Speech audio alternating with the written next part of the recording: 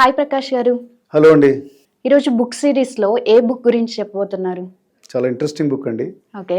పేరు కూడా చాలా ఇంట్రెస్టింగ్గా ఉంటుంది. Chicken soup for the soul. Okay, నిజంగానే ఆ పేరెంట్ సార్ ఇంట్రెస్టింగే ఉంది మీరు అన్నట్టు. చికెన్ సూప్ ఎప్పుడు తాగుతాం జనరల్గా? మనకి ఏదైనా ఆ ఫీల్ తాగాలనిపించినప్పుడు, లేకపోతే ఏదైనా హెల్త్ ఇష్యూస్ ఉన్నప్పుడు, కాస్త జలుబు, కాస్త అది రికవరీ పాత్లో ఉంటే ఎనర్జీ ఇస్తుంది, కాస్త డిప్రెస్డ్గా ఉన్నప్పుడు. సో ఇది కూడా chicken soup for the soul అంటే మీ సోల్ కూడా, అంటే కాస్త మీరు ఏదైనా మానసికంగా ఏదైనా బాధలో ఉన్నారో, లేకపోతే చాలా స్తబ్దంగా ఉన్నారో, so it will energize you. అంటే చాలా మంచి మోటివేటింగ్ స్టోరీస్ అన్నమాట. దీని ఇద్దరు మోటివేషనల్ స్పీకర్స్ రాశారు ఇది. Okay. Jack Canfield and Mark Hansen అని. వీళ్ళు మోటివేషనల్ స్పీచెస్ ఇచ్చేటప్పుడు ఆ క్రౌడ్లోంచి వచ్చినవే స్టోరీస్, కొన్ని రియల్ స్టోరీస్, తర్వాత కొన్ని పాపులర్ స్టోరీస్ అన్నీ కూడా 101 స్టోరీస్ని ఒక దగ్గర దాన్ని కంపైల్ చేసి ఒక బుక్ లాగా చేశారనమాట. 101 stories. 101 stories and about 425 pages.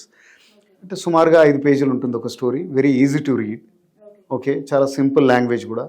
So మనం ప్రకాష్ టాక్స్లో ఇంగ్లీష్ ఎలా నేర్చుకోవాలి, పుస్తకాలు ఎందుకు చదవాలి, ఇవన్నీ కూడా అన్నాం కదా. సో ఈ పుస్తకం కూడా చదవడం చాలా ఈజీ.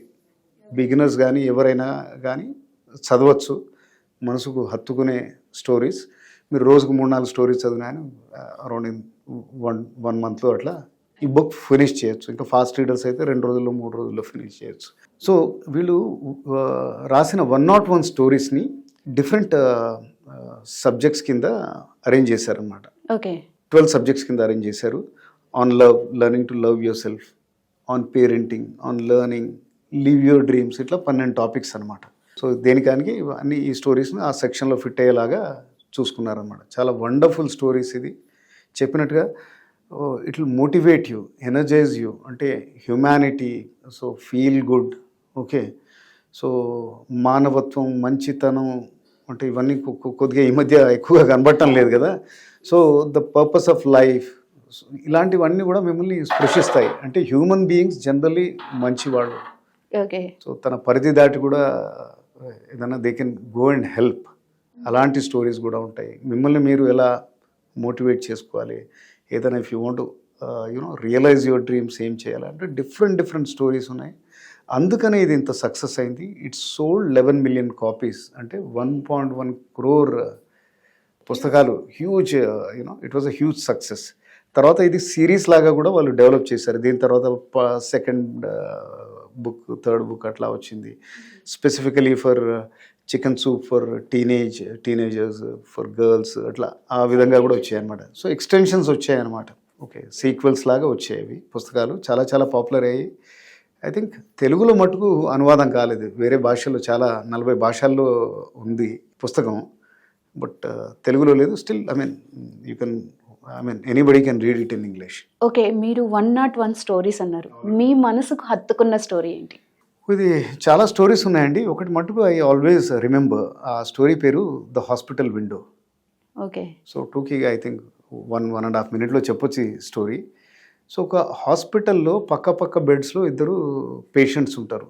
చాలా క్రోనిక్ ఇల్నెస్ తోటి బాధపడుతుంటారు అనమాట. బెడ్కే కన్ఫైన్ అయ్యి కొన్ని మంత్స్ బట్టి వాళ్ళు అక్కడ ఉన్నారనమాట. అయితే ఒకటి బెడ్ పక్కన ఒక విండో ఉంది, ఇంకో అతను గోడకున్నాడు. మధ్యలో ఒక కర్టన్ లాంటిది ఉంటుందో ఏమో మరి, అంటే సెగ్రిగేట్ అయ్యి ఉంటుంది. సో విండో పక్కన ఉన్న అతను ఎవ్రీడే ఆ విండోలోంచి చూసి, ఇద్దరు కూడా లేవలేరు, అంటే బెడ్కే అంకితం అయిపోయారు, అంటే అలాంటి జబ్బుతో బాధపడుతున్నారు.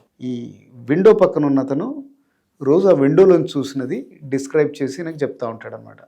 చూస్తూ ఉన్నాను, చాలా బాగా మంచి గాలి వస్తుంది, బర్డ్స్ అన్నీ ఫ్లై అవుతున్నాయి, అండ్ అక్కడ ఒక పిల్లోడు ఏదో రెడ్ బెలూన్ పట్టుకొని వెళ్తా ఉన్నాడు, పరిగెత్తున్నాడు ఫాస్ట్గా. వాళ్ళ ఫాదర్ దాన్ని ఎక్కడ పడిపోతాడని ఆయన పట్టుకోవడానికి ప్రయత్నిస్తూ ఉన్నాడు అని ఇట్లా డిస్క్రైబ్ చేసి, ఎందుకంటే ఇది ఎప్పుడో పాతకాలంలో జరిగింది. I think 30s, 40s. ఇంకా పెద్ద ఎంటర్టైన్మెంట్ అది ఇది లేని టైంలో, అంటే హాస్పిటల్ రూమ్లో ఇంకా టీవీలు రాని టైంలో ఈయన ఇదొక ఇద్దరికి ఒక కైండ్ ఆఫ్ ఆట విడుపనాలన, some kind of time pass or. Okay. So ఈయన చెప్తుంటాడు, ఆయన వింటుంటాడు, ఆయన ఊ అంటుంటాడు అనమాట. అయితే కొన్ని రోజులకి అన్ఫార్చునేట్లీ ఆ విండో దగ్గర ఉన్న పేషెంట్ చనిపోతాడు.